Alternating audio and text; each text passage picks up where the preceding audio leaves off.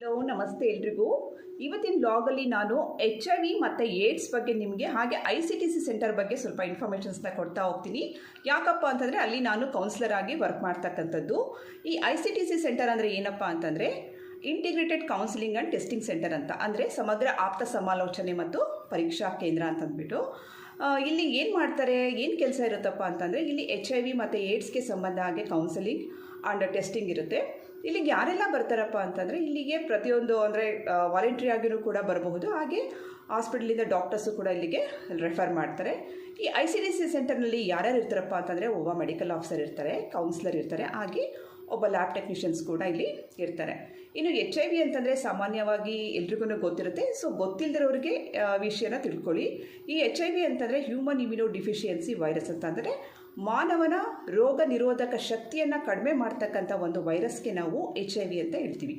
ಇನ್ನು ಏಡ್ಸ್ ಅಂದರೆ acquired immuno deficiency syndrome, ಅಂದರೆ ಮಾನವನ ರೋಗ ಲಕ್ಷಣಗಳ ಒಂದು ಕೂಟಕ್ಕೆ ನಾವು ಏಡ್ಸ್ ಅಂತ ಕರಿತೀವಿ. ಸೊ ಇದು ಹೇಗೆ ಬರುತ್ತೆ ಹೇಗೆ ಬರಲ್ಲ ಅಂತಂದ್ಬಿಟ್ಟು ಸಾಮಾನ್ಯವಾಗಿ ನಿಮಗೆಲ್ಲ ಗೊತ್ತೇ ಇರುತ್ತೆ.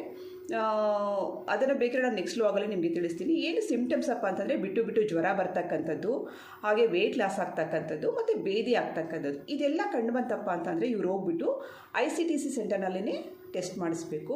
ಯಾವುದೇ ಮುಜುಗರ ಬೇಡ. ಯಾಕಂತಂದರೆ ICTCಗೆ ಬಂದುಬಿಟ್ಟು ನಾನು HIV ಟೆಸ್ಟ್ ಮಾಡಿಸಿದ್ರೆ ಯಾರು ಏನು ಅನ್ಕೋತಾರೆ ಅನ್ನೋ ಭಯ ಬೇಡ. ಯಾಕಂದರೆ ಪ್ರತಿಯೊಂದು ಕರ್ನಾಟಕದಲ್ಲಿ ಎಲ್ಲ ಕಡೆಯೂ ಕೂಡ ICTC ಸೆಂಟರ್ಸ್ಗಳಿರುತ್ತೆ, ಅಲ್ಲಿ ಕೌನ್ಸಿಲರ್ಸ್ಗಳಿರ್ತಾರೆ.